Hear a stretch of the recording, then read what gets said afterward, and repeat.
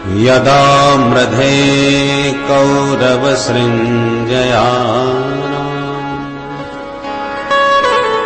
वीरेष्वथो वीरगतिं गते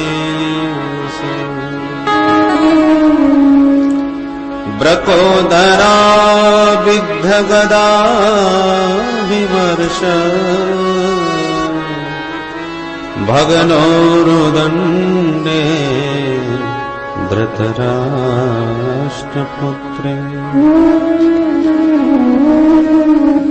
परम मंगलमय भगवत स्वरूप श्रीमद् भागवत महापुराण के अंतर्गत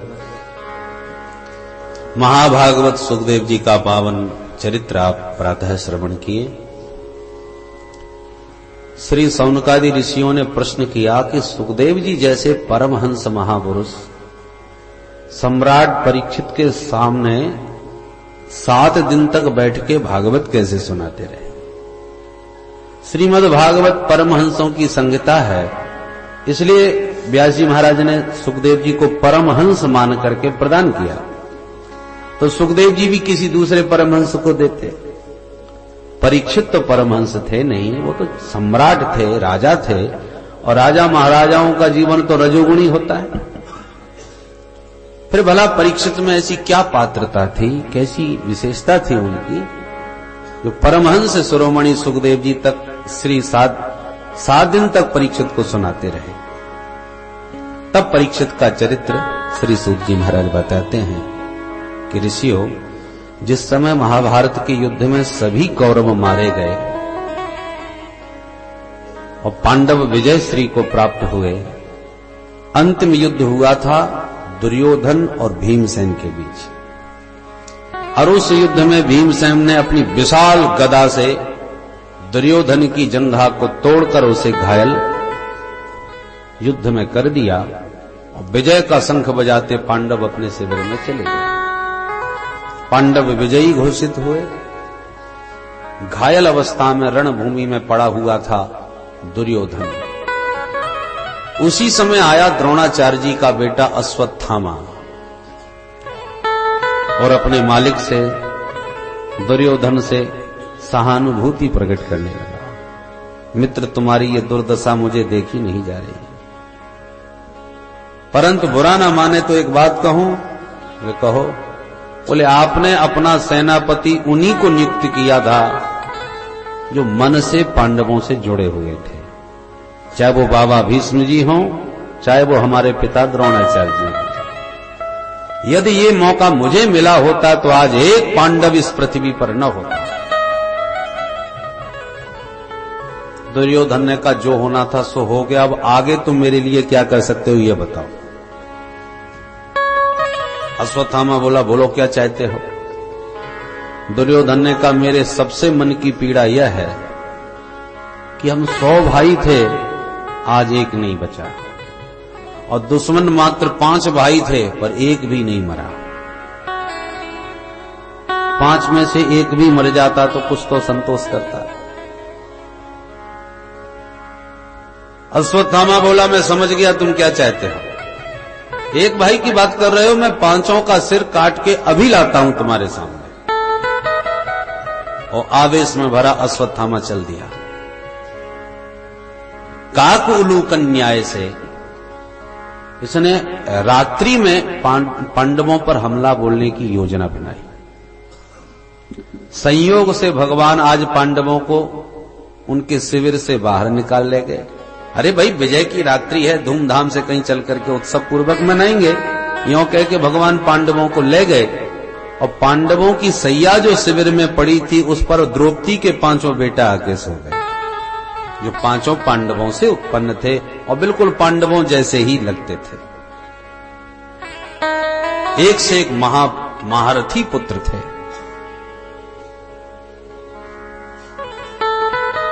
अश्वत्थामा ने जब रात्रि में हमला बोला तो पांडव पुत्रों को ही 5 पांडव समझकर 5 का सिर काट लिया और 5 का सिर लिए दौड़ा दौड़ा प्रसन्नता में झूमता दुर्योधन के पास आया। मित्र, देखो देखो, तुमने एक सिर मांगा था, मैं 5 का सिर काट लाया। देखो, वस्त्र हटा के जब ध्यान से देखा दुर्योधन ने, सुनकर के बड़ा खुश हुआ, पर जब ध्यान से देखा तो पहचान गया और बोला, मूर्ख, ये पांडव नहीं पांडव पुत्र हैं। तूने इनको मार के तो हमको पानी देने वाला भी नहीं छोड़ा। मुझे इन बच्चों से बैर नहीं, मेरा बैर पांडवों से था। और अत्यंत दुखी होता हुआ दुर्योधन प्राणांत को प्राप्त हुआ, परंतु अश्वत्थामा घबरा गया कि अब अर्जुन मेरे को नहीं छोड़ेगा, प्राण बचा के भागा। उधर प्रातः जब द्रौपदी को पता चला अपने पुत्रों के बारे में, तो उनके मृत शव देख करके अत्यंत बिलख उठी द्रौपदी। माता शिशूनां निधनं सुतानां निशम्य घोरं परितप्यमाना तदा रुदद्बाष्पकलाकुलाक्षी तां सांत्वयन्नाह किरीटमाली। द्रौपदी के करुण क्रंदन को सुनकर के अर्जुन क्रोध में भर गए, गांडीव उठा करके शपथ लिए, देवी द्रौपदी दुखी न हो, तुम छत्राणी हो, वीर पुत्रों की जननी हो,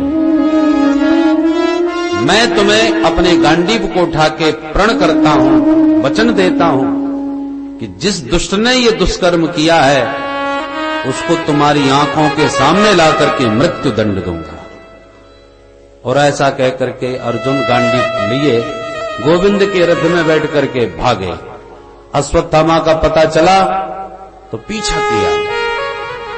भागते भागते अश्वत्थामा ने अर्जुन के ऊपर ब्रह्मास्त्र चला दिया। भगवान बोले, अर्जुन ये ब्रह्मास्त्र है, इसका कोई काट नहीं, तुम भी ब्रह्मास्त्र चलाओ। अर्जुन ने भी ब्रह्मास्त्र छोड़ा, तब जाकर के ब्रह्मास्त्र शांत हुआ। दौड़ करके अश्वत्थामा को पकड़ लिया अर्जुन ने, बंदी बना के रस्सी में बांध करके रथ में पटक दिया। भगवान बोले, इसको बांध के कहां ले जा रहे हैं? ब्रह्म बंधु मिमं जही, ये अधम ब्राह्मण है, इसलिए इसका इसी वक्त वध कर दो। अर्जुन बोले, वध तो इसका अवश्य होना है, पर मैं चाहता हूं द्रौपदी के सामने हो तो उसके शोक को शांति मिलेगी। मैंने वचन भी उसे दिया था प्रभु, इसलिए वहीं मारूंगा। और रथ में डाल करके वेग से दौड़े दौड़े आए और द्रौपदी के सामने रस्सियों में बंधा अश्वत्थामा खड़ा कर दिया। बोलो देवी, कौन सी मृत्यु इसे देना चाहते हो? क्या दंड देना चाहोगे? जहां द्रौपदी की दृष्टि अश्वत्थामा पर पड़ी, तुरंत भागी भागी आई और उसके सारे बंधन खोलने लगे। मुच्यता मुच्यता में स ब्राह्मणो नितरां गुरु। ये आप क्या कर रहे हैं महाराज? ब्राह्मण देवता है, ब्राह्मण के साथ ऐसा व्यवहार किया जाता है। और मात्र ब्राह्मण ही नहीं है, सएष भगवान द्रोण प्रजारूपेण वर्तते।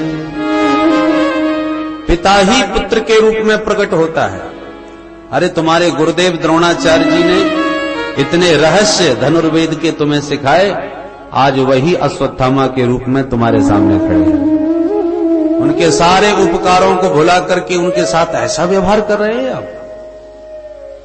मुझे कोई दंड नहीं देना महाराज, इन्हें छोड़ दीजिए, छोड़ दीजिए। मुच्यताम। अर्जुन बोले, देवी कुछ पल पूर्व तुम अपने पुत्रों के हंता को, हत्यारे को मृत्यु दंड देना चाहती थी, और पुत्रों का हत्यारा सामने आया तो अब दया की मूर्ति बन गई।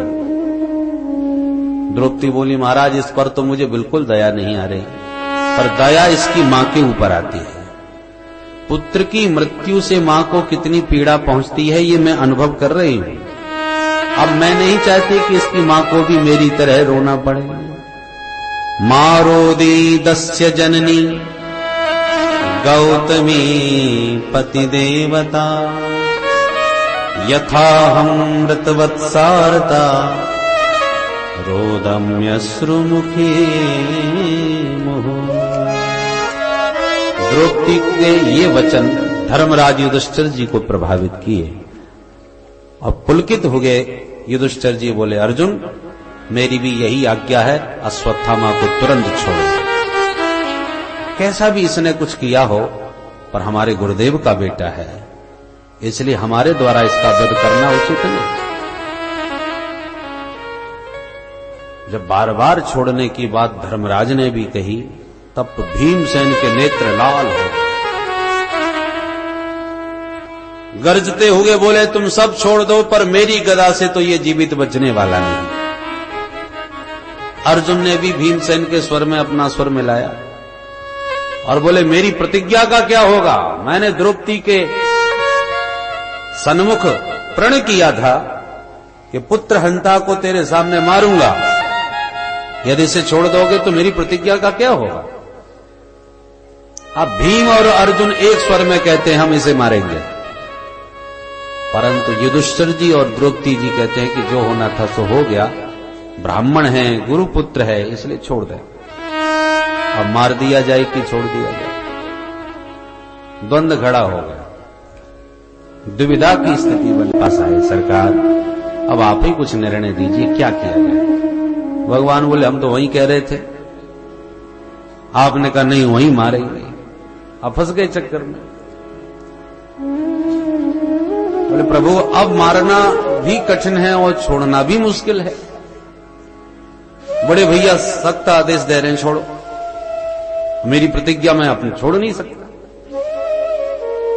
इसलिए अब हम सब एक स्वर में आपके ऊपर ये निर्णय छोड़ रहे हैं। आप जो निर्णय देंगे हम लोग वही स्वीकार करेंगे। भगवान ने कहा, सबने यदि मेरे ऊपर निर्णय छोड़ा है तो मैं जो कहूंगा वो सर्वमान्य होना चाहिए। सभी ने एक स्वर में कहा, हाँ महाराज, आपका निर्णय सर्वमान्य। आप धर्म के मर्मज्ञ हैं, धर्म रक्षक हैं, इसलिए आप निर्णय भी धर्मानुकूल उचित करेंगे। भगवान बोले, तो सुनो धर्मशास्त्र क्या कहते हैं। ब्रह्म बंधुर न हंतव्य आतताये बधार्हण मयैवो भयमाम्नातम् परिपाय्य रुशासनम्। भगवान बोले, ब्राह्मण कितना भी पतित हो, कितना भी अधम हो, पर शास्त्र कहते हैं ब्राह्मण का वध कभी नहीं होना चाहिए। इसलिए अर्जुन सावधान, ये ब्राह्मण देवता है, मारना मत। पर शास्त्रों में ये भी लिखा है अर्जुन, आतताई कोई भी हो, कैसा भी हो, उसका तो वध करना ही चाहिए। इसने सोते हुए बच्चों को मारा है, महा अत्याचारी है, तुम बिल्कुल मत छोड़ो, इसी समय मारो। अर्जुन ने कहा कि ये कौन सा निर्णय हुआ हमारे? आपने तो दोनों बात कर दी। एक तरफ कहते हो ब्राह्मण है और ब्राह्मण का वध नहीं होना चाहिए, इसलिए मत मारो। दूसरी तरफ कहते हो आतताई है और आतताई का वध होना ही चाहिए, इसलिए तुरंत मारो। तो मतलब क्या हुआ इसका? भगवान बोले, शास्त्र की जो बात है वो हमने कह दी, अब तुम्हें जो करना हो करो। अर्जुन ने कहा, ये बात मेरी समझ में नहीं आ रही प्रभु जी, ठीक से समझाओ और एक बात कहो। भगवान बोले, तो दूसरे ढंग से समझो। तुम क्षत्रिय हो, युधिष्ठिर जी तुम्हारे बड़े भाई हैं, बड़े भाई की आज्ञा का पालन करना तुम्हारा धर्म है। तुम अनुज हो, छोटे हो, और युधिष्ठिर जी महाराज राजा हैं, तुम्हारे बड़े भाई हैं, इसलिए वो जो आज्ञा दे रहे हैं वो करो। पर क्षत्रिय होने के नाते अपनी प्रतिज्ञा मत तोड़ना, कुछ भी हो जाए।